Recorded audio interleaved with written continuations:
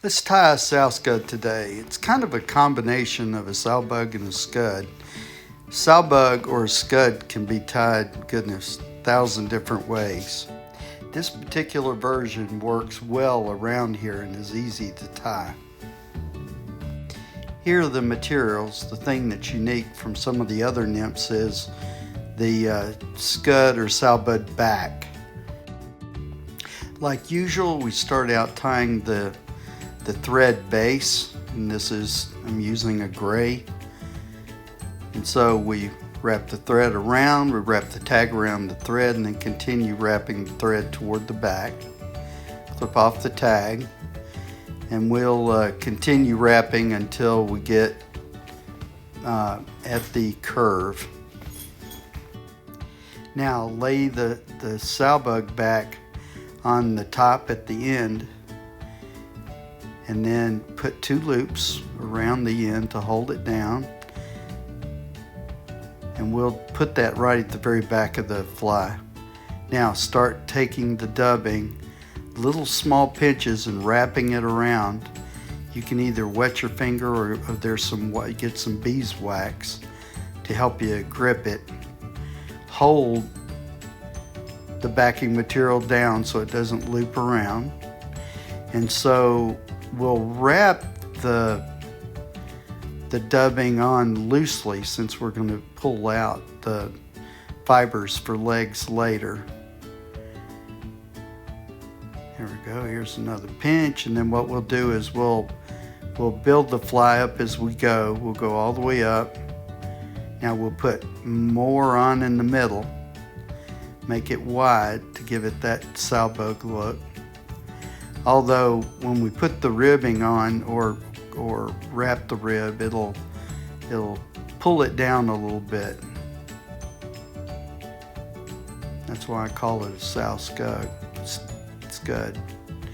Okay, we continue pinching it on, the dubbing on, wrapping it around. Since it's loose, sometimes you'll see it comes off. Just go ahead and just wrap it back on. Okay, now we'll wrap our thread on, and then now what we've got to do is slowly wrap the thread loosely back, and only do like maybe 2 loops so you're not pulling down too many fibers. Okay, now we'll use the gray thread to tie the, I call it the rib around it. We're only going to do 2 or 3 on here since this is a size 16 and it's so small. Also hold your Sow-Scud backing on top so it doesn't slide around. Put 2 or 3 loops around behind the bead. Clip off the excess backing. Now do 2 or 3 more loops and finish it off with a whip knot with 2 or 3 loops with your whip tool.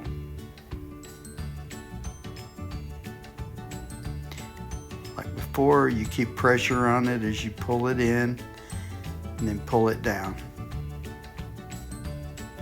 Trim your tag off, then we'll trim off the fibers along the top, and then we'll turn it around and shorten the legs. I'm going to show you how to do that, but before, what we're going to do is take a needle, or you can take a dubbing brush to pull the fibers out, and be careful that you don't break your thread. When you do this, go in between your loops of thread. That's another reason why you don't want to put a lot of loops for the ribs. Pull them down, make them look a little bit buggy. You'll do that on one side, and then take your needle and then turn around and do it on the other side to make it even. This is a real easy fly to tie. It's very productive around here. I'll be honest, I don't use it as much as some of the other flies I've taught you, but it is a consistent fly that you can fish all year round.